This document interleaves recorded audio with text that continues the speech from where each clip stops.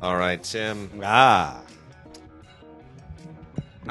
it's been a while, It's right? been a while. Yeah, We we missed, had we we missed had an it. off week, and so the question is, how was the shoot? How did the movie go?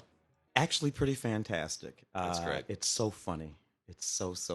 Even if I say so to myself, and I look, man, I'm too old to be humble. Yeah, I'm not. I'm out of that business. yeah. It was actually just fantastic. Young actress I engaged to play that part. Her name is Cy Lockett. She is just fantastic on screen. Pops right off the screen with energy and joy and beauty and smarts and sassiness. We hired some really great SAG actors. I did a little bit of work in the movie. It's not too bad, but mostly it's just it's a testament to what you can do Yeah. with a damn good Sony A7S2, Mm-hmm. nice Nikon lenses, in a little bit of time Yeah. and effort. You can make a movie, guys. You can make a movie, and it'll be pretty good. So I look That's great. forward to all of you seeing it. Yeah, as I do too. And I've read the script, and based on the dailies that I've seen, you pretty much nailed exactly what I was seeing in the script. So It's makes neat me when you very get to happy. actually make the movie in your head. Yeah. You and I, we've Yeah. participated in made right as writer, as Yeah. producer, as this, that, or the other thing on many films, docs, and features in many capacities, and they're all great. I've been a screenwriter, I've been all that kind of. But at Yeah. the end of the day, no film that I've ever contributed to ever came out to be the movie in my head.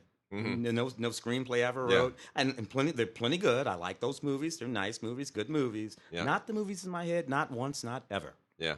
This movie is the movie in my head, and I couldn't be happier It's about it. it reminds me of that great Billy Wilder quote when he said because Wilder was a writer for Lubitsch, Yeah. and he wrote he was already he wrote Ninotchka, for crying out loud, and when he was asked why he wanted to start directing, he said it's a classic Billy Wilder quote. If I was going to let I think he used more colorful language than this, so I'm going to Billy Wilder. sanitize it. But he said if somebody was going to screw up my scripts, I figured it might as well be me. That's So isn't that the bottom line though? yeah, And, not that everybody on the planet has to be an auteur, but yeah, I'm just at that no. If I'm gonna jack it, I'm perfectly happy for everyone to hate this movie yeah. because it's mine. Hmm. It would bug the hell out of me if somebody else and Yeah. some other, and then because then I'd be like, no, but no, I would have done no, I'm okay. This is me. This is exactly what I intend, That's great. and I actually think it is pretty cute. That's fantastic. Cannot wait. How long do you think you're going to need for a cut? Well, I mean, again, that Yeah. process as well as I do. I'm going to go real slow and easy and work my way into it and try to see if I can get a real sort of loose, shabby first cut in about 3 weeks. Oh, that's great. Loose. Because Yeah. it's sort of a linear movie. It sort of Yeah. moves forward. It's not super duper complicated. Yeah. It's mostly people talking. It's kind of a before sunset, before sunrise-y kind of thing. A little bit of My Dinner with Andre. It's mostly people talking. Are you thinking of submitting to Sundance? You look. Because first week in October, I believe, is the Sundance deadline. If you had some kind of an assembly cut, I could very well do that. You could and submit sure, that. I'll do that. Yeah. Weird thing about Sundance, we talk about it all the time on the show. Yeah. It's funny when we talk about it with respect to our own thing. yeah, Sundance, kind of a touch of death. a little bit, A little yeah. bit. I mean, Yeah. maybe not that. I put it like this: doesn't have the for sure box office cachet that it used to have. back in No, the day. that's true. I mean, it's Sundance has been, boy. I mean, a lot of the festivals that have focused on indie films traditionally, Sundance and Telluride and LA Film Fest and Tribeca, they've either lost their luster in the streaming era, Mhm. the current era that we're in, this weird democratized era. Of where people put things on YouTube, and where you sort of aren't the filter, right? That you aren't the gatekeeper that you used to be, or they've had to change. Telluride now does big premieres. Yeah. Telluride figures we're concurrent with Toronto. We got to compete with Toronto. So it's very interesting how all that has changed. And Tribeca's done a little bit of that too. And South by Southwest. It's South as by much about Southwest. music as it is anything else. Yeah, and South by Southwest has been suffering from a lot of the Sundance fallout too. I mean, you see a lot of these movies come out of South by Southwest. Hey, audience award, and then it takes three years for somebody to pick it up. Pick it up because you know what? Yeah. Nobody want to actually see that movie Yeah. except for you. So that's a thing to think about. Yeah, And at the end of the day, a little, Netflix, Hulu, Yeah. Amazon. This is the place. I mean, that little movie will probably get picked up. I'm sure it'll get picked up. It'll have a little life. It's a seller's market but it's a now. seller's market. It's a Yeah. seller's market. Yeah. Yeah. Yeah. So It's true. yes. So the other elephant in the room we should talk about is the whole James Gunn fiasco. You Yeah. know, I made a prediction. I said he'd be rehired by the end of July. Didn't happen. So much for that prediction. But everybody is. Man, I'll tell you, it's getting pretty fierce out there. The cast, Dave Bautista was the first I saw one. him today. Yeah. He was the first one to come out and say, "I'm really, really mad." And then what's his face, who plays the guy with the southern accent, plays the blue face guy. I forget his name too, but yeah. He left Twitter because of it. He was just so mad. And then everybody else came. Then they had the cast thing where Chris. Chris Pratt. Where Chris Pratt made a very nice Christian boy way of summing up everybody's profane feelings about this. He just said, it says in the Bible, as like you could tell Chris Pratt was like, simmer down, everybody, just calm down. Let's just treat this nicely. But Dave Bautista's been just fierce. Yeah. I mean, his thing yesterday was fascinating, and I'll do what I'm contractually obligated. But this isn't the movie I signed up for. Well, contractual obligations notwithstanding. As a matter of fact, I would be really kind of surprised if somewhere in some of the Vin Diesel. I have to imagine that Vin Diesel can just walk away because he's Vin Diesel, and somewhere in his contract there's always a way for Vin Diesel to walk away. I can imagine Vin Diesel's people. Have him, but would he? I don't know. This is the real problem, though. Who wants to go and direct that movie? Yeah. Look, dude, I just finished my little movie. Yeah. If out of the sky they would have dropped with a $2 million check and say, Tim, take on. No. I'm not hanging around with Dave Bautista every day on James Gunn's pissed movie. off. No, pissed off. off. What the hell would I do that? Yeah. So who directs this movie? This isn't like the situation with Ron Howard and those boys from the other movie. This is the question that has to be going on at Disney. And Disney's an interesting place. Disney is they are obsessive about protecting the brand. Even though there's nobody over there that actually believes in the brand. I mean, let's be honest. Nobody. The things that James Gunn was fired for writing, which none of which it's all. Yes, they were bad jokes. They were in poor taste. But that's what they were. Bad jokes. They were bad jokes. It was. He didn't hurt anybody. He didn't mean to hurt anybody. He didn't encourage anybody to be hurt. There's nothing. No one was harmed by those tweets. They were just dumb, and they were a decade ago. And there is a. We do this thing that bugs me. We talk about it all the time. Yeah. Intention. We pretend like we do not understand people's intention. James was trying to be funny and edgy, and we act like that he's some sort of sociopath when he plainly isn't. It is so bizarre, and it so transcends politics because even though yes, it was a far right provocateur on who went and kind of threw this and raised the ruckus here. The brass at Disney, they're all kind of big lefties, and I have been arguing for 2 weeks with people who are both far left and far right over this. Both of whom are like, stupid Gunn, all mad at him. Yeah, he was defending Ben Shapiro. He was encouraging pedophilia. I'm like, I'm sorry, both of you are insane. You are so wrong. Neither thing is true, and it doesn't matter anyhow. This guy, leave him alone. Yeah. He says, I'm a different person now. I made a mistake. It was in bad taste. To be honest with you, that's the only issue that I've actually had with this. I think James is, people can do what they want, but I think his approach to it is wrong. I think he should have said, hey, look, guys, I was trying to be funny. He said that. He said, I was trying to be provocative and it didn't work. It didn't work out. I've done worse, I promise you. Yeah. But I'm not going to apologize for simply trying to do my work in the way that the work is done. He's a comedian. He wrote Tromeo and Juliet. I kind of want to grab the people at Disney and go, I'm sorry, have you actually seen Tromeo and Juliet? Because if these tweets upset you, but that movie doesn't, are you kidding me? It's ludicrous. Come on. Yeah.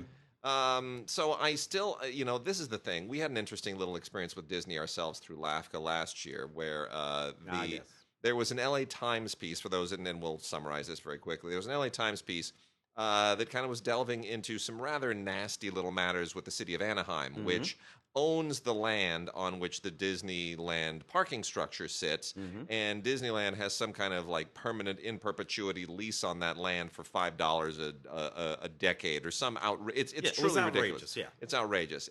I mean, the city I think makes maybe $20 million over a 10-year period or something. It's very, very little money that the city actually makes on it compared to what Disney pulls in. It's $20 per car, and there's thousands of cars every day. I mean, it's ridiculous. So, I mean, you figured, 20,000 cars a day at $20 a piece. That's what is that? It's $500,000 a day just off of parking. Just from parking. Just from parking. There's no overhead on that. No, it's dirt. You're paying 3 people who run the booths. Yeah. So it's and the city gets next to nothing. Anyway, the LA Times did a big expose on this and talked about it. Disney threw a fit. Said LA Times is against the Disney Corporation, so we're not going to allow your film critics to see our movies anymore. Yeah, Justin Chang and a few other members of our group. Yeah, so that raised the hackles of our group and other critics groups, all of whom said, fine, Disney movies are officially ineligible for awards with all of our groups, which Disney then backed off. Paper Tiger time. And they backed off a lot faster than I thought they would. I really thought they'd go to the wall and play chicken with us for a little bit, and they didn't. So, on behalf of filmmakers and people, like Ava DuVernay and some others were very, very supportive, going out there on Twitter and saying, "I support the LA film critics." And she had a Wrinkle in Time coming out. So, Disney to keep the peace, and so that this wouldn't turn into a fiasco, they exterminated it immediately, and it was extinguished, and it was done, and it didn't linger. I think they're trying to figure out the same thing now, because if you don't hire James Gunn back, this will linger. And exactly like you said, whoever gets hired to do this is not, Batista's not going to be on the press tour saying nice things, and others aren't going to say nice things. They've already come out and saying they want their director back. And this will become a thing when the third film gets made with another director. That becomes a thing. It resurrects all over again. But you get it out of the way now, it's done. And here's the simple way to do it. Simply say, we were wrong. Just say that. Whoever, you don't need, it doesn't have to be, just spokesperson time. Throw a spokeslady under the bus. We made a mistake. We've reviewed our policy, come to a clearer understanding about what it is we intend to communicate. We understand Mr. Gunn's intention, and that just say all of that. Give the man his job back, and you know what? By the time this movie comes out, we will have forgotten about this shit. There is this is what marketing people get paid for. They don't get paid to do generic campaigns. It is not difficult to promote Christopher Robin. It really isn't. That's a no-brainer. Yeah. That's an easy thing. Your marketing people come into play when you have situations like this. How do we sell this message in a way that it does not adversely affect stock price, it keeps the shareholders happy, et cetera, so forth and so on? You're going to be fine. Seriously, Disney in 2 years, 3 years, if you'd make this go away now, nobody cares. Just be wrong. It's okay to be wrong. I just don't get that. That's what how come nobody wants to be wrong? Just, you know what? Yeah, I was wrong about that. Yeah, made a mistake. Sorry, James. Well, this is where we are in the culture now. Nobody wants to be wrong. Just be wrong, man. If I were a Disney exec, this is the bright Disney exec is the one that goes into the office and says, "Hey guys, I'll take the heat for this. I'll take the heat. Give me the mic. I'll go out there. I'll tell everybody it was my stupid idea. I jacked it. I screwed it up. I'll go on vacation. I'll come back in December, and we'll press on from there. There you go. And no one will care. That's it. So anyway, sorry about it. So, all right, we're gonna dive into the show here, and we're going to start off with some anime. And this is a great week for anime. Most of it is Funimation, but we got some other really, really cool stuff here. And from Kraken releasing the live-action first collection of the Garo TV series. And this is really actually much better than I was expecting it to be. We've talked about some of the live-action Garo in the past, and this is episodes 1 through 13, collection 1. Makai Senki, the Garo TV series Makai Senki. For those who don't know the thing, this is like a much better version of Power Rangers. You have the Makai Knights, which is what Makai Senki means. It's the Makai Knights, and they have to fight these things called the Horrors, which are these, basically really they look like if all those ridiculous costumes on Power Rangers were actually physical appendages. That's kind of what this would be. Anyway, it's kind of humans versus aliens, humans versus monsters. It's a standard thing, but the whole mythical Lord of the Ringsy thing going to it, which specifically deals with the Garo armor, and that's what Garo means. It's an armor that you wear that kind of gives you like wolf abilities. It's really really cool. This is the first time that I've actually seen the mythology of Garo actually kind of emerge in an interesting way. And comparatively, also want to mention that there's another Garo, and this one's out from Funimation, and this is the animated Garo. This is Garo Divine Flame, and which I watching the TV stuff first and then the Divine Flame second, it makes more sense actually. So this is about two Makai Knights, in particular Leon and Alfonso, who have to deal with a very different kind of a horror. But I found it interesting that the live action actually framed the mythology for me in a way that previous efforts, animation and live action, did not. And as a result, this animation works better for me. So I'm going to say, if you're into Garo, check out from Kraken Releasing the Garo TV series Makasenke Collection 1, and then that will help you, if you're not sort of fully initiated in this world, that will also help you get a better grasp on Garo Divine Flame, Blu-ray and DVD combo. The TV set is just a DVD. Pretty great stuff. Then we also have... from the Sente collection, a couple, big-eyed, cute girl installments. They always are. It's all girls in high school and teen stuff. I almost want to go to Japan and just make a documentary about teenagers in Japan and interview them and just say, are you really is your life really as tweaked and weird as it's depicted in anime? And I know they're just going to roll their eyes and go, we don't know where that comes from. A bunch of dirty old men sitting in a basement. Those are our grandparents. We have nothing to do with that. Battle Girl High School. Well, it wasn't like my high school wasn't like this. So anyway, this is the usual kind of kids saving the world thing. Alien invaders are attacking the Earth, and gotta have all these cute little girls who know how to fight and wield some power. They're the ones that have to take it all on. There's a magic tree that gives them these magical powers, and it's all very nonsensical, but it's fun in a weird kind of tweaked way. A little bit slightly more down to earth is Long Riders, and there's an exclamation point at the end of that. Long Riders, 12 episodes on 2 discs, and this is all about cycling culture, bicycling culture in Japan.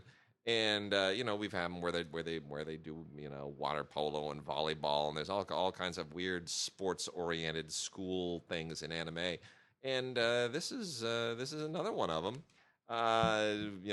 Girl with the folding bicycle and a bunch of friends who all love cycling, and it becomes basically just another one of those Japanese anime shows with cycling as the obsession as opposed to saving the Earth from aliens. But it is what it is. What I find interesting, too, is, the Tour de France ended not too long ago, right after the World Cup, and I'm a soccer lunatic, and my wife is a cycling lunatic, and so we went from watching World Cup at 4 in the morning to my wife watching me waking up and the TV's on and she's cheering on the tour at 7 in the morning. So some guy, not a French guy, who won that? It was the Welshman this year. The Welshman, who's the teammate of Chris Froome, who won, who's won like 3 of the last 4 or whatever. Chris Froome, who's English. Yeah. So is his Welsh teammate that won the whole thing, which was kind of interesting and neat, and cheered him on, and it was all good. Unexpected, it seemed. It was very unexpected. Yeah. It's fascinating until Bradley Wiggins won the Tour, who was then teammates with Chris Froome. No one from the United Kingdom had ever won the Tour.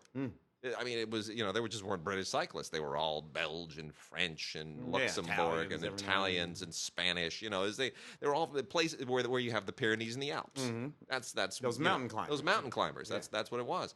And it's become much more internationalized. But what's interesting is some of the best cyclists, and there's even some Colombians now, because there's some cycling culture in South America, and there's some Colombians who are getting into the. Well, what's funny, of course, is that for many, many, many years, we know a bunch of Americans. Yeah. And it has the tour recovered. Kind of. There was a Chris Froome controversy this year. Why are we talking about cycling? I have no idea. How did they slip off into that? You're right. The anime thing got us off on it. No, it kind of. I'll just detour on this because Chris Froome had a. They tried to ban him from the tour this year because what he was trying for was to do sort of the Grand Tour victory, like to win the Giro d'Italia and to win the Vuelta and then to win the Tour de France. He wanted to do the whole kind of like the Grand Slam. Grand Slam of tennis, yeah. And which is almost impossible to do. It requires more physical stamina than anybody could possibly muster in a single year. But he came close.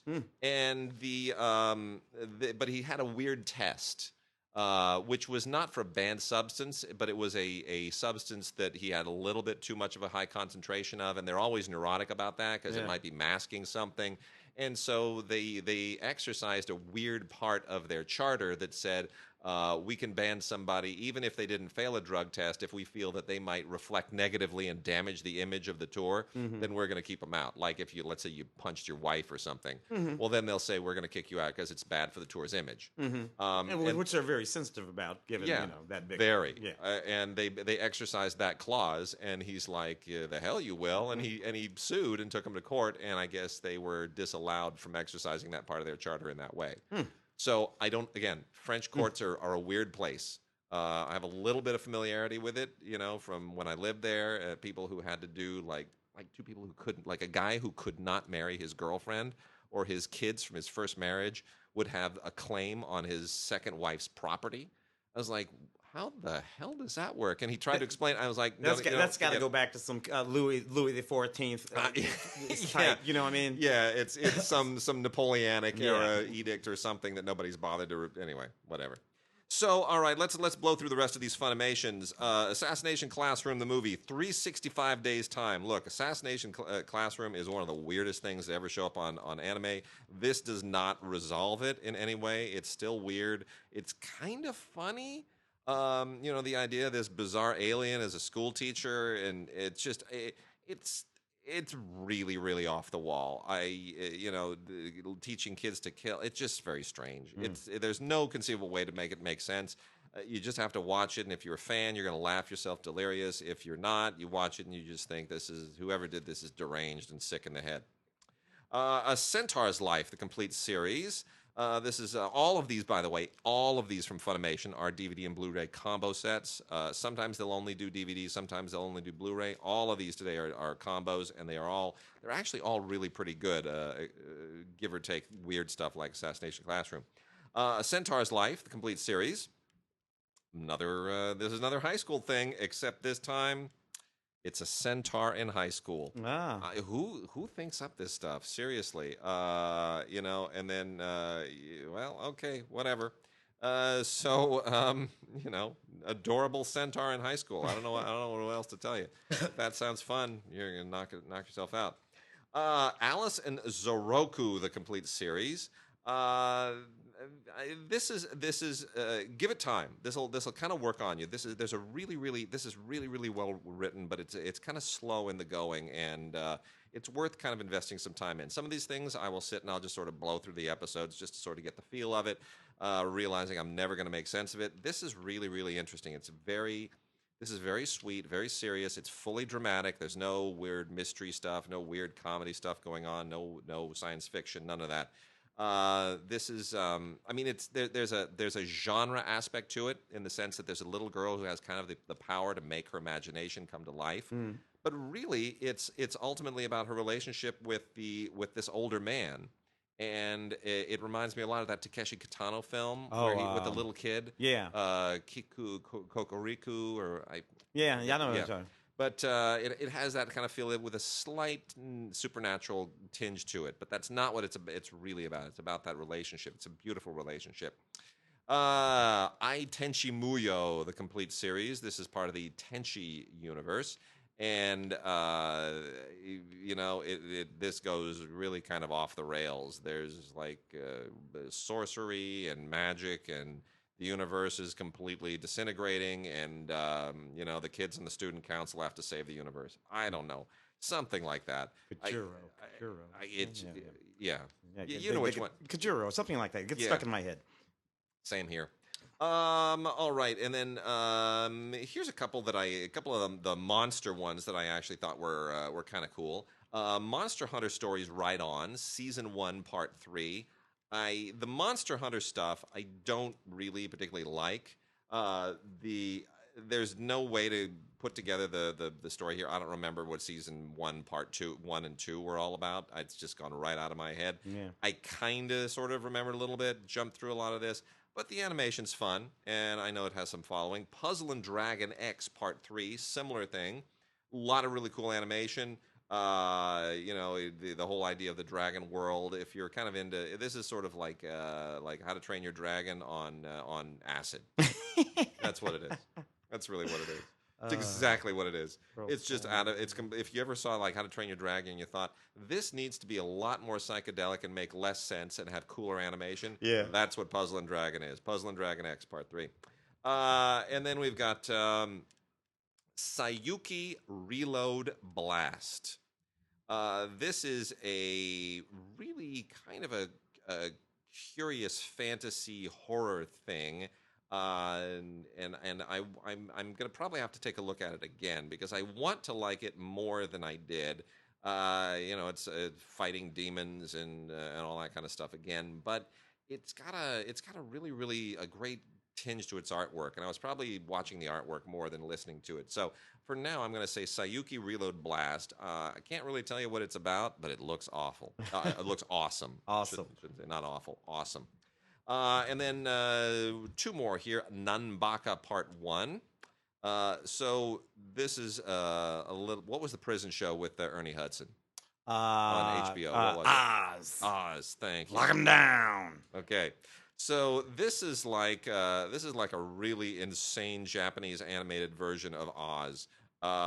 It takes place in a prison called Nanba, and in a way, I almost say this is like a weird animated version of Orange is the New Black. Maybe that's a better analogy. Okay, yeah. Yeah, that might be anyway, takes place in a prison, and it's a little bit sadistic, and it's sometimes funny, and it's kind of crazy. So Nanbaka Part 1. And then lastly is a live action movie, I Am a Hero, which is also based on a manga, a horror manga.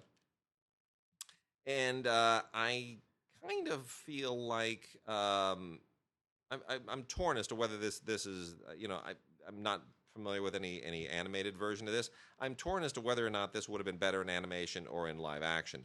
It's interesting. I think maybe they're just a tiny bit too slavishly faithful to the manga in doing it as live action, but still, some interesting stuff in it until it gets into cannibalism and the zombie viruses, and then it gets a little bit gross. But that's okay. I Am a Hero live action movie certainly will be of interest to people who are fans of the manga.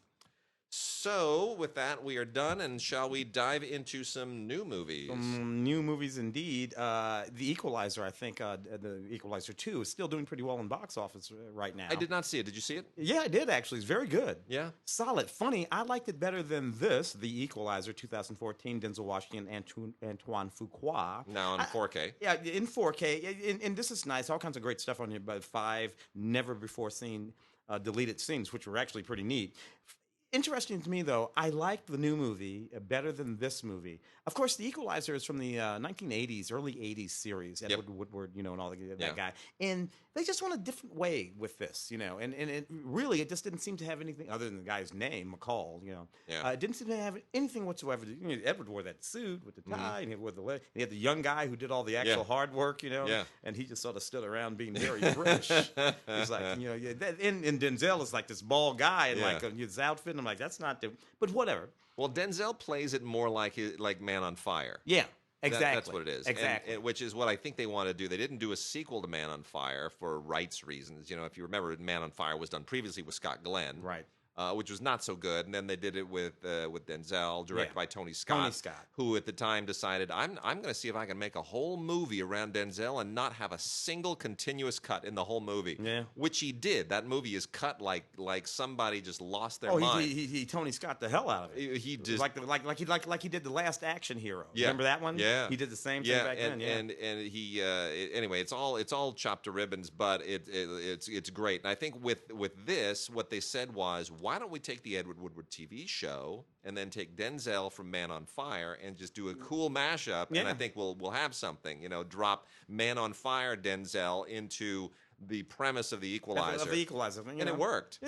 And this one, the Russian mob was, the girl, he has to help her, that kind of thing. So it's fine. It's sharp. Not the television show in any way, shape. Oddly, the new one, very much in line with the television show. Oh, that's interesting. Yeah, I'm like, why didn't they do that? Anyway, whatever. It's fine. 4K Ultra HD Blu-ray digital, all kinds of stuff on this. Denzel and Antoine, they're getting to be like Ford and Wayne. Yeah, man, they got the Magnificent Seven, they got the Equalizers, 2 Equalizers, they got Training Day, they got Yeah. Well, it's when a director finds a suitable alter ego, as, say, Scorsese did with De Niro for many years, too. And certainly Ford did with Wayne. Yeah, when you find an acceptable alter ego and you develop a shorthand, then there's sort of no reason to. I mean, you want to keep going back because you start to see every movie with that actor in it, and you know that you don't need to give them too much direction. And they move, and they plainly move through the material like butter. I guarantee you, it's I remember it was I forget who I was interviewing. It was I can't remember, but I was interviewing a director once about working with Depardieu, and Depardieu is one of those actors who you just don't need to give any direction to. Yeah. And he said, he'd pull him aside and go, "Why don't we?" And Gerard would just go, I got it. No, I know what you mean. I know exactly what you mean. You're like, but I didn't say anything. How do you? And then he'd go and he'd get in front of the camera and action, and he just nails it. Yeah. And you're like, how did he know? Yeah. And I guarantee you, Denzel is that kind of guy too. Especially with Antoine. It's just Antoine could just kind of look at him and go, "Could you?" Yes. And there it is. Yeah. Because look, he's gonna saves you time and money. He's gonna Denzel it. Yeah. The question is, which one? Is this going to be A7 or B3? Right. Pull out the B3, and you're there with it, and you just sort of knock it out. So neat. Breaking In, I really enjoyed this movie. Gabrielle Union breaking in happened to cover this one on the show. Payback as a Mother, which I thought was neat because the film opened on Mother's Day, and the just James McTeague, who's a hand. Yeah. James, he's no Antoine, but he's a hand. He gets it done fairly decently. So this isn't brilliant or anything, but that's why it works. Bottom line is, it's very simple. Yeah. You got this mom, and these bad guys kidnap her kids. Mm-hmm. All right, well, you screwed up right there. Yeah. You're gonna all die. Yeah. And that's exactly what happens. You took my kids, and now I got to kill you all. Liam Neeson turns into a woman. Thank you. That's what it is. Yeah, you shouldn't have done that. I would love to have been in the room when one of those whichever advertising person it was sat there, and this was a moment, they're just sitting there as they always do, just stroking their beards and their glasses and thinking and tapping their foreheads, and some dude or some girl said, "I got it. Payback is a mother," and the whole room just erupted and went, "Woo! Yeah!" Because it kind of works. Yeah. This has an alternative opening. Which is interesting. Commentary with the director on it and the screenwriter. Anyway, it's a really, really neat thriller in and of itself, and this has some neat stuff on it. So, Breaking In, Gabrielle Union. Did you like Life of the Party? Did you say? No, me neither. Look, Miss McCarthy is. I don't know, man. It's just I get it, but I just don't get it. She's funny, but the way her movies work are like this, particularly when she's working with her husband, who plainly loves her very much and will not say no to her. Yeah. Melissa. Stop now, Melissa. It won't. You just go back to the script, Melissa. Yeah. Because these movies that she makes, they have these moments where she just starts doing that routine, and it's funny, but it has nothing whatsoever to do with the movie.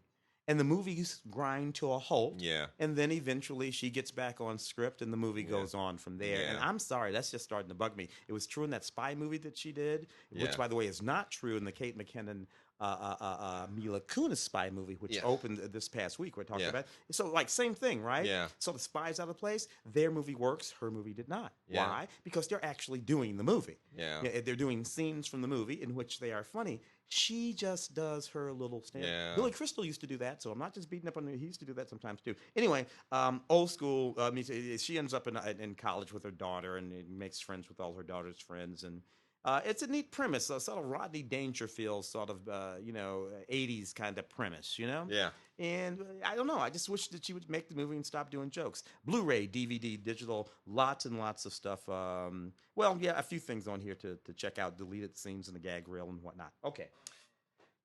Somewhere there's somebody that I would like to hit over the head with a baseball bat. And that person is the person that said, what would be a great movie to remake?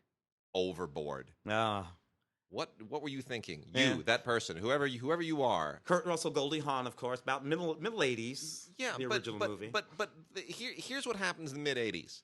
Somebody's written a script for Overboard. It's a spec script or something that's floating around, and somebody reads it, and then they look over next to them, and they see a picture of Kurt and Goldie on the National Enquirer, the Stars, or the People, or something, and they think, we can get Kurt and Goldie to be in this together. Yeah.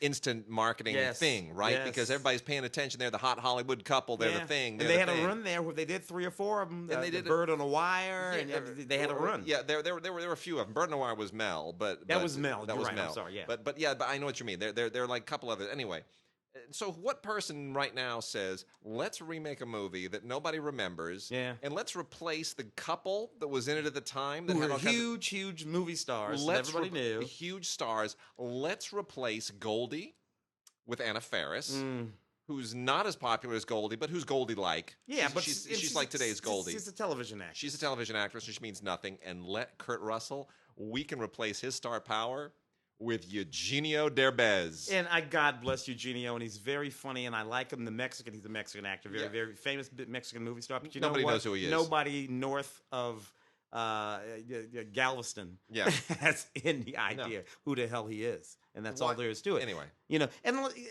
So anyway, that's just no good.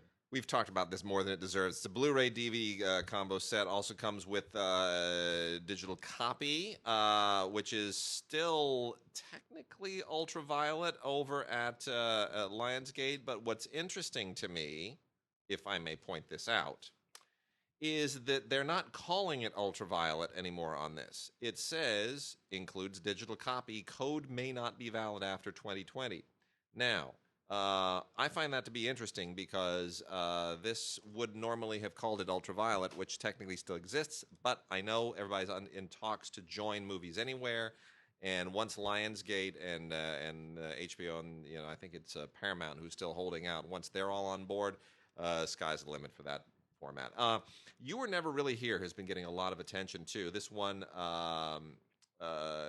Best Actor and Best Screenplay at Cannes. Joaquin Phoenix. This was one of those Sundance movies that actually had a little bit of traction beyond it. Financed by Amazon Studios, and I'm a big fan of Lynn Ramsey.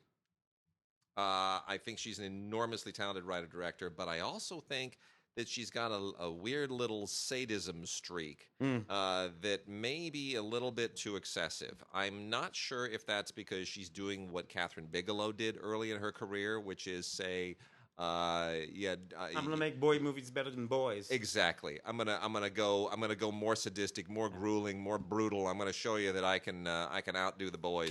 Kathleen, she was Near Dark, right? Yeah. Which is a great movie. And Mimi Leader was kind of pigeonholed doing that for a minute too. Yeah, Peacemaker with Clooney when she came off of ER. Exactly. And I don't blame her. I don't either. That's what you guys want. I'll act like the boys. I'll do it like the boys. Everybody loves this movie. I don't love it. I think it's very good, but I do think it pushes it a little too hard. It's a little too brutal for me. Maybe that's because I'm a parent now. I don't know. But anyway, it's based on a book, Jonathan Ames. It's basically Taxi Driver. Joaquin Phoenix, has PTSD, and it's like the Equalizer, except not with Denzel, with a crazy bearded Joaquin instead of Denzel. That's what it is. But anyway, he's looking for missing girls. That's what he does. He tracks down missing girls, and things eventually, because of his PTSD, go completely off the rails.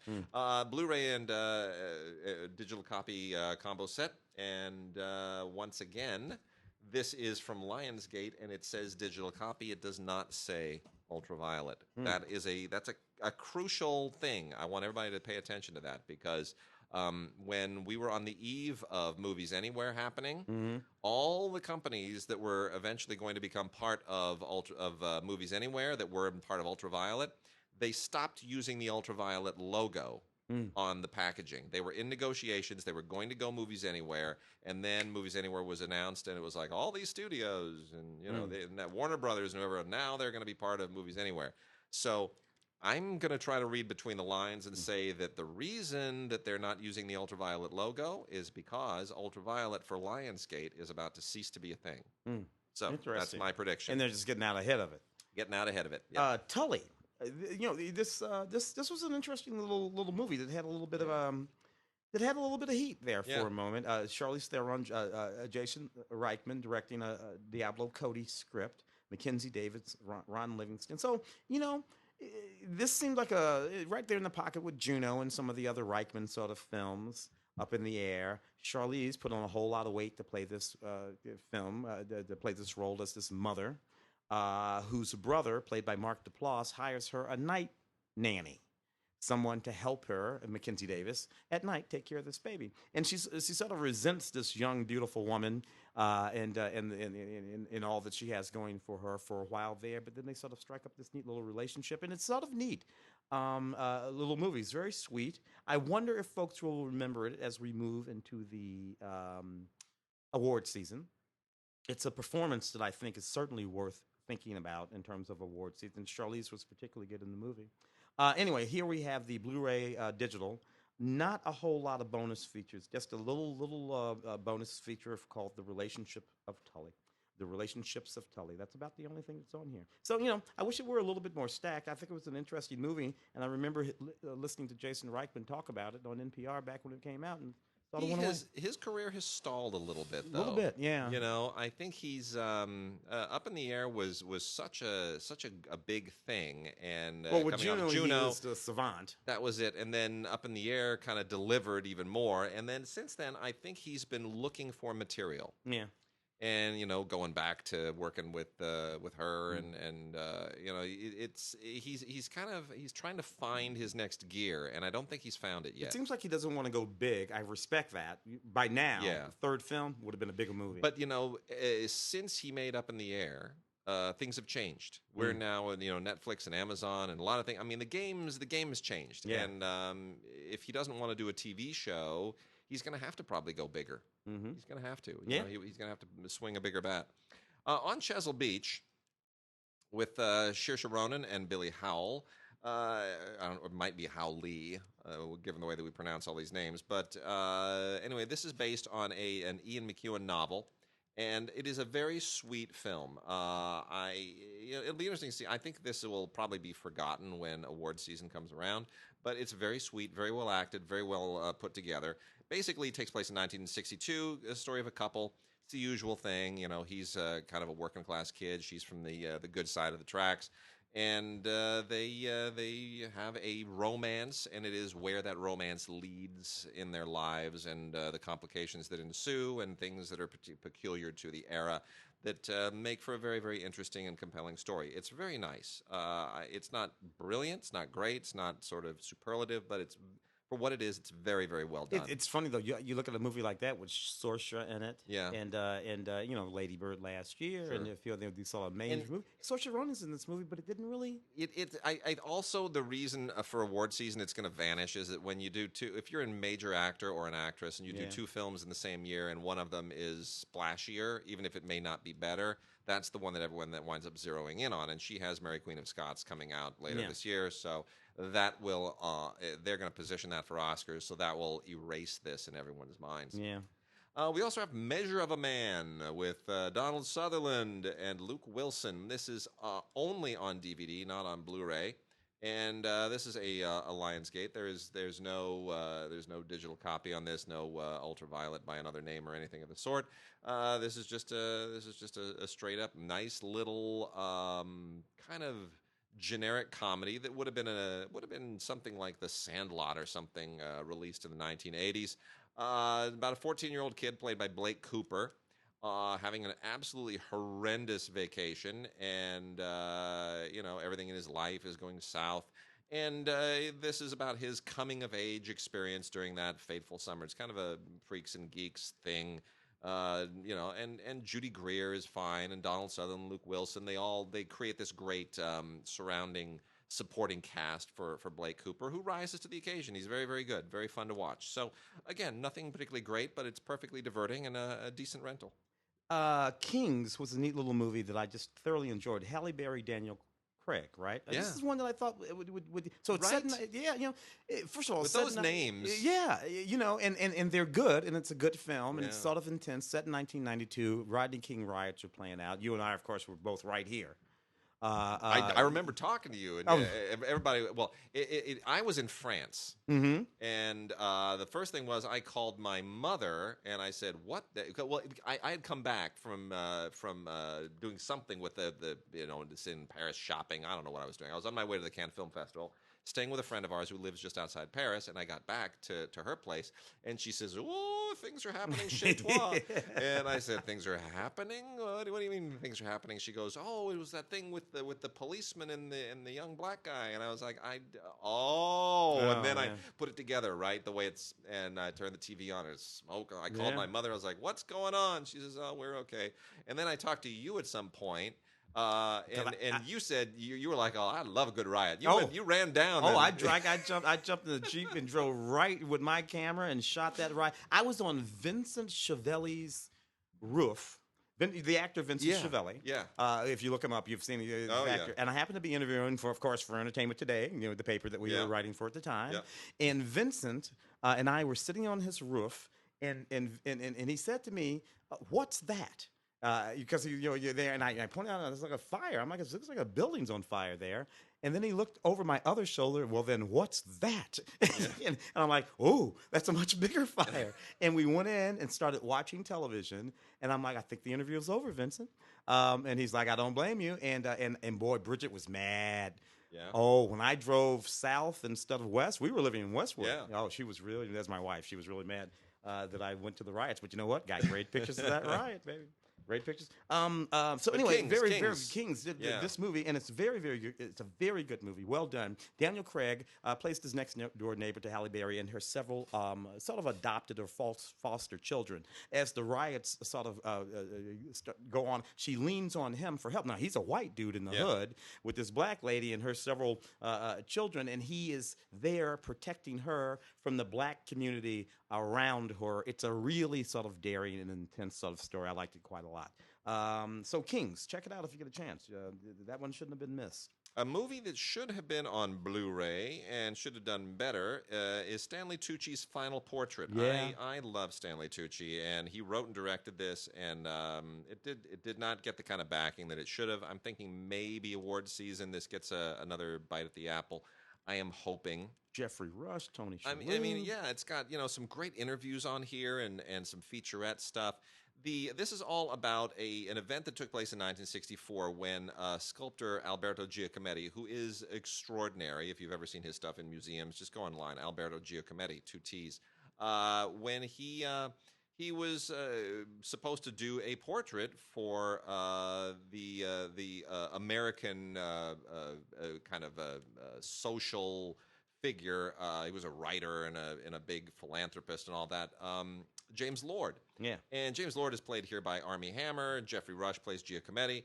And it was supposed to be just a commission, right? Sit down, that portrait, clay, bronze, boom, bomb, there you go, I'm done. Thing. And instead it dovetailed into something very different. The relationship became something very different. And it's really interesting and it's fascinating.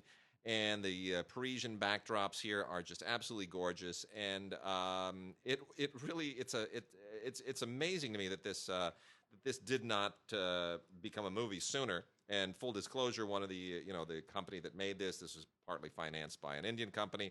One of the executive producers, Deepak Nair, who my wife worked for and I know very, very well. So I'm raving about a movie produced by somebody that I know. If that's a conflict of interest, that's a problem. Well, welcome to Hollywood. Well, yeah, but it's a good movie, and Yeah. it's really strange how again Stanley Tucci, Tony Yep. Shalhoub. I mean, come on, man. Yep. I don't quite get how that doesn't. I don't know. You know, This movie should have gotten a better bite at the apple. because it is again a very good movie. Yep. Dark Crimes, Jim Carrey film. Very specifically, they mentioned that this is from the producers of The Revenant and Black Mass. Yeah. It's a dark Jim Carrey film. Jim Carrey's been on his little dark, I don't make comedies anymore, bent for a while now. And that's where we are here. This is Charlotte Gainsborough, Martin Sakis. Very, very intense film. It's a murder mystery. What we have here is a cop who's investigating a murder. He finds that the murder matches the narrative in a novel. What happens in these murders are what happens in this novel. He goes looking for the writer of the novel, finds his girlfriend.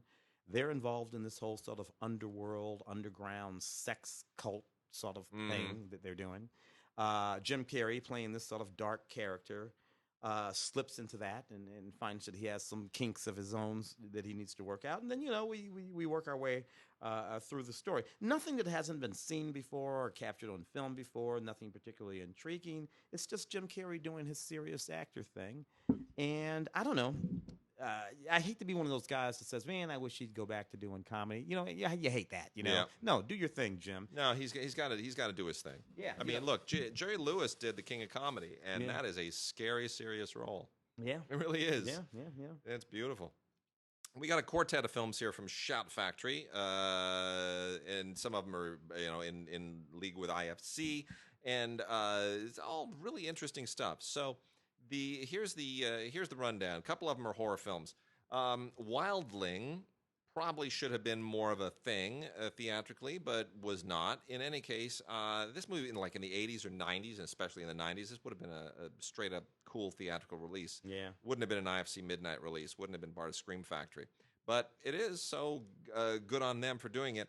Basically, Belle Powley plays a girl who. Look, she's a werewolf. Mm-hmm. I don't know. I'm not gonna, it's not a surprise. You're gonna know that going in.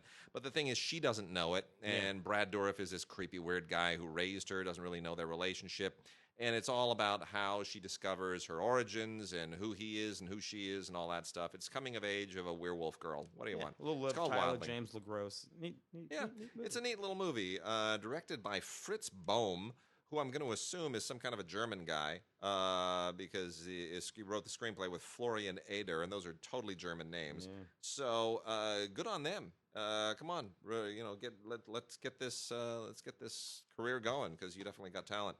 Pie Wacket from the producers of The Witch.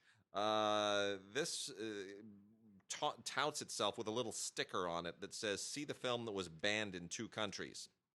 I'd like to know what those countries were, because if those countries were, Yemen and Oman, that doesn't really mean anything to me. They ban everything. So the film that was banned in if it was a film that was banned in 37 countries, then it was okay. Now I'm impressed. Anyway, Pie Wacket, Pyewacket,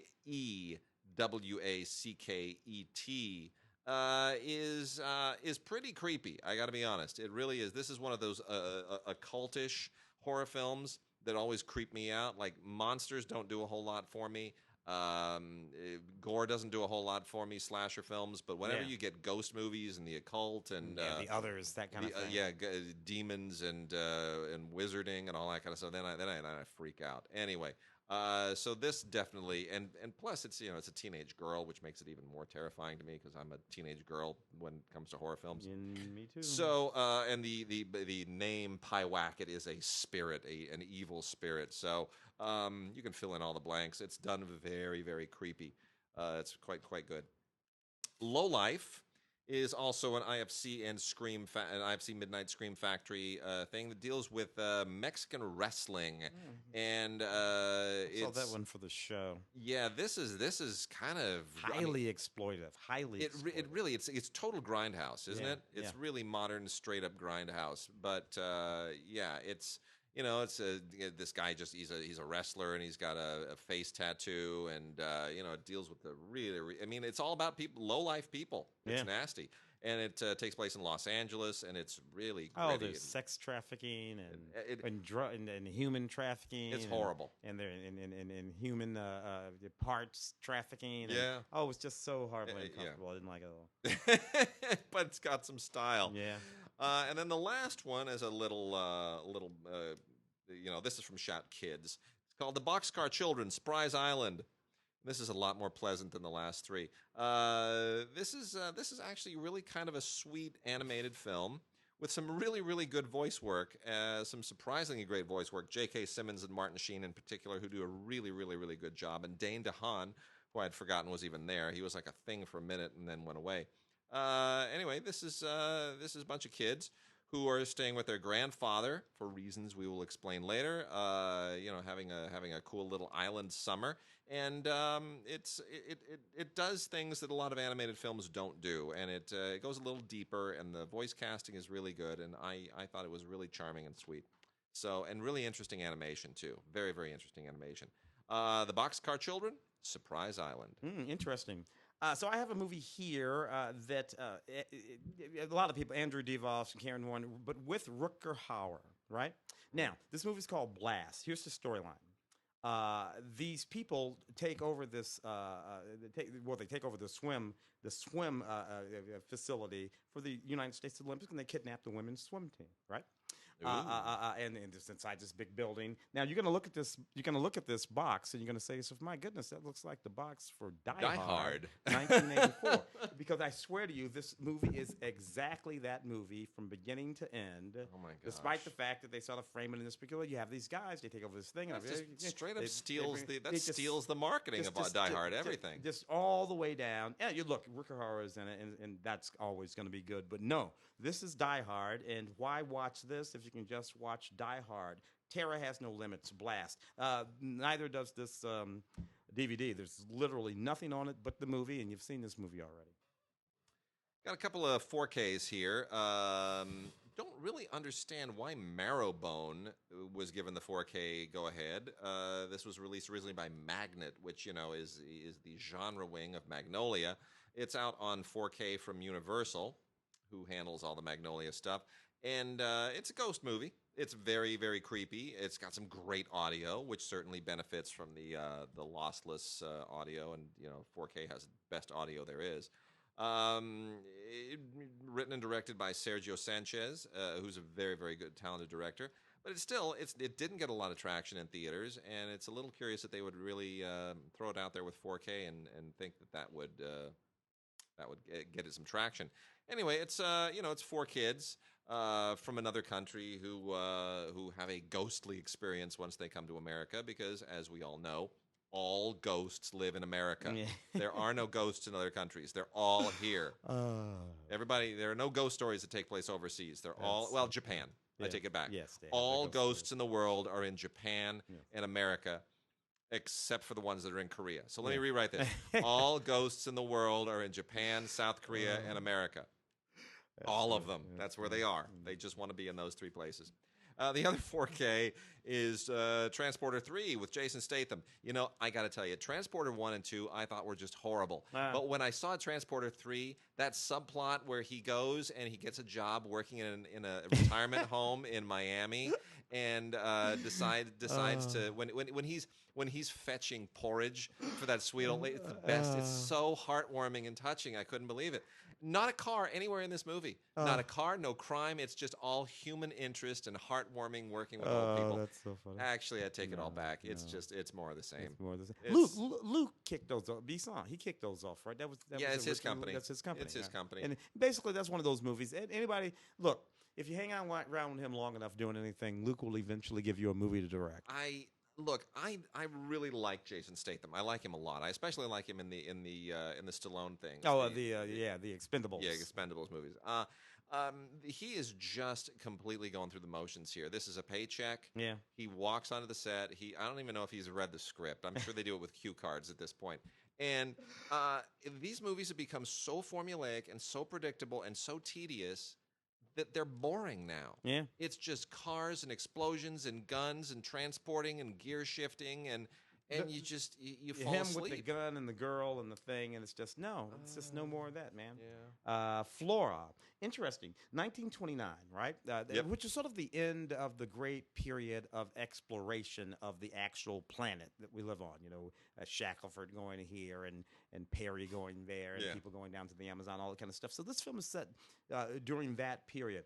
A group of young botanists go out into the world, and particularly into the sort of North American forest, the frontier at the time, to study the native flora. Yep. And what they uncover is a deadly organism.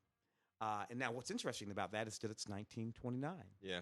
And they have to figure out a way to survive this organism coming into contact with it, and not to bring it back to the world. It's actually quite, with 1929 Yeah. technology, Yeah. it's actually quite fascinating and a lot of fun. Anyway, some special features on this Blu-ray DVD, Blu-ray digital here, which includes a behind-the-scenes featurette and some deleted scenes and a commentary with Sasha Luich of Vukakic. I can't even pronounce her name. Whatever it is. Try. And a few others. So, you know, I don't know. It's sort of a neat movie. It's just one of those movies that if you get a chance, you should check it out. It's more fun than you might think. And we'll do some television and then see if we have any time left to maybe pile through a couple of docs. 6 Season 2, which is all about the SEAL Team 6. It's a dramatized, sort of glamorized version of SEAL Team 6. Really interesting show, incredibly authoritative, and I find they're putting a little bit more money into it. I really enjoy this show. This show is created by and is produced by William Broyles and David Broyles, his son. Now, William Broyles, of course, is the Vietnam vet who became a bit of a big deal as a writer and then went on to co-create China Beach. He was an advisor on a lot of films. Wrote Castaway with Tom Hanks. Mm-hmm. You know, he's an Oscar-nominated screenwriter and a really, really talented writer. And David Broyles, his son, is a Gulf War vet. So David is also a Marine, and they bring a lot of authenticity. Yeah. It really is. The language, the dialogue, it's just really, really a sharp show. I wish it was on Blu-ray. If you haven't seen it, 6 is a great show on History Channel. This is season 2, really, really terrific. Better in the second season than it was in the first. And then from Acorn TV is No Offense, Series 1. Oh, that's right. It's British because, you see, offense is spelled with a C, not an S. That's how you know you're really, really in for it here. Anyway, this is just a great crime show. Great British crime show. Really, really good acting. Really good writing. And it's like most of them. It's just it's like the Law and Order of the UK. They got a great team of cops, and they're tough, and they deal with everybody. All the nasty people that are the people from low life, basically, except they're in the UK. It's all those same kind of people, the nastiest low lifes that you can find anywhere in England. And boy, there's some really, really good writing here. Really terrific cast. Alexandra Roach, who you may remember from The Iron Lady, is sensational in this. She deserves to be a huge star and to get some movies. Really, really like her. And also Colin Salmon from Arrow, who's a really, really good actor. He's in this. I don't know how he does this and Arrow, but good on him. Work both sides of the Atlantic for sure, man. Counterpart. This J.K. Simmons series. I really, really love this series. First season of Counterpart. This is what so you got this guy, sort of like a low-level sort of government worker. He's doing anything. He discovers that there is another dimension. Ooh. And that this other dimension has an equivalent of him in it, but that guy is a badass secret agent guy. And there's basically this sort of Cold War thing going on between these two dimensions. Yeah. And he decides that he needs to bring his game up to his doppelganger's game in terms of the Cold War thing. It's really, really good. J.K. Simmons can really just do no wrong so far as I'm concerned. But it's neat. It's a really neat series. I think the series returns in 2019. It's on Stars. Counterpart, complete season 1. Check it out. And then Here and Now. Here and Now, Alan Ball continues to do really, really good work. Here and Now, was an original HBO show. Doesn't really. This is still Ultraviolet, I should point out. They are HBO is not in negotiation like I think Lionsgate is. They're on the back. Which is weird because they're part of Time Warner. And Warner Brothers is on board with Movies Anywhere. HBO, such bizarre autonomy. I don't really understand it. Anyway, this is DVD and Ultraviolet. Here and Now, the terrific new series from Alan Ball, who just continues to do really, really good work. Coming on the heels of 6 Feet Under and True Blood. And it's a great cast. It's great writing. It's probably more true to him. He's not trying to be quite so shocking now as he was with True Blood. Was a little bit like a poking the finger at people. But it's a really good show. Tim Robbins finally shows up again. He's been gone for years. For a while, yeah. Should be directing movies, Oh, Bob Roberts is just so, Anyway, and Holly Hunter. It's really, really good. And the ideas here, they're this couple who have these adopted children from all different parts of the world, and then they have one child who's actually theirs, and it's fill in the blanks. That's a scenario for really, really interesting family drama. Yeah. So Here and Now, really good, really well written. We got 4 PBS docs here, and then we'll call it quits after that. One of them on Blu-ray is just gorgeous. Whenever PBS comes out with a Blu-ray, you know that it's going to be gorgeous. Yeah. This is from the BBC Earth line, which most of their Blu-rays often are, and it's called Kingdoms of the Sky: Himalaya, Rockies, Andes. Tells you everything you need to know. They went and they took some amazing cinematographers and some great camera crews to these 3 remarkable mountain ranges, all very, very different, and they just shot the daylights out of them and the people that live there and juxtaposed it. It's gorgeous. It's absolutely fantastic. It's wonderful and insightful. And again, it's like the mountains are somehow not just a backdrop, but they're also a metaphor for the lives of the people that live there in a beautiful and kind of poetic way. From Nature, we have Shark Mountain, as long as we're on the subject of mountains. And it's not really about a mountain. It's a good title. It's not Shark Week. It's a little bit more adult than that, but beautifully shot. They probably should have done this on a Blu-ray. They didn't, but it's still really, really well shot anyway. And a lot of wonderful underwater photography of all these different kinds of sharks that kind of live around the volcanic reefs of Cocos, and it's lovely. I mean, not much else you can really say about it. Also from Nature is The World's Most Wanted Animal. Do you know what the world's most wanted animal is? I'm going to say a puppy, but probably not. No, not really. Not really. It's a pangolin. Okay, don't know what that is. The pangolin. Pangolin. A pangolin is the most trafficked animal in the world. It's that thing, that scaly. Yeah. See, it's like an armadillo. Yeah. Right, and it's like an anteater. It's partly an anteater, partly armadillo. It's kind of it's in that vein. But where it has, on the planet is that thing? Well, it's scaly, right? It has like a scaly armor on it, and it's rare. It's extremely rare. And it is, as is always, in parts of Asia, people think this thing has medicinal value. Okay. Right? It's that ancient, get me a pangolin and I'll bleed it and mix it with, ginseng root or something and it'll cure gout. It's all that superstition that you get in those really rural parts of Asia where they just need rare animals. And anyway, this is all about how they're trying to conserve it and how difficult it is to conserve it. And a lot of this depends on like celebrities, particularly in China, helping get the word out and say stop killing endangered species. Yeah. For medical cures that don't exist, that aren't real. Yeah. Because eventually you won't have any. Or your sex drive. Yeah. Eventually you'll find out that you didn't need it, and by then there aren't any left. Yeah. And then lastly, Nova Wonders, which is a new series. It's not Nova. It's a new series associated with Nova that takes a look at the scientific process in general. And this has 2 discs and 6 episodes on it. What are animals saying?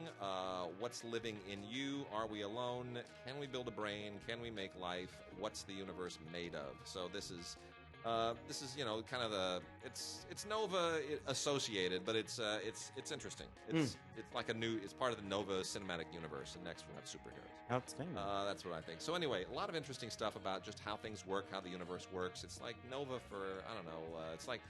What was the In the News? Remember In the News? Oh, yeah. Grown Ups. That was on TV on Saturday mornings, back when Saturday morning cartoons were educational. Like this is to Nova what In the News was to the CBS Cronkite news. I'll get it. Yeah. I guess that's what best way to put it. All right. I'm looking at a pangolin here. I couldn't help myself. They're wild, right? Yeah. Crazy. Never heard of it, but it's the most trafficked. Wow. Yeah. Everybody look that up. Now look, pangolin. Pangolin. Next thing you know, it'll be a great first name, and people will be naming their kids Pangolin Johnson. Well, aren't you a cute little girl? Anyway, all right. With that, we are done. We will see you guys next week. Mm-hmm.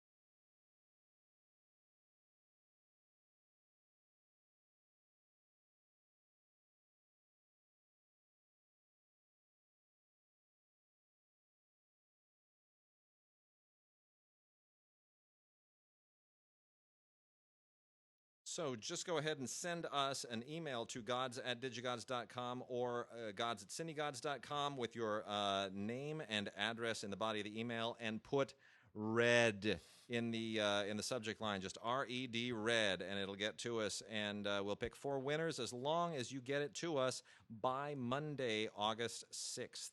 Monday, August 6th. We're going to give it 2 weeks because we don't have a show this next week. So Monday, August 6th. We'll give it 2 weeks, and we will see you then.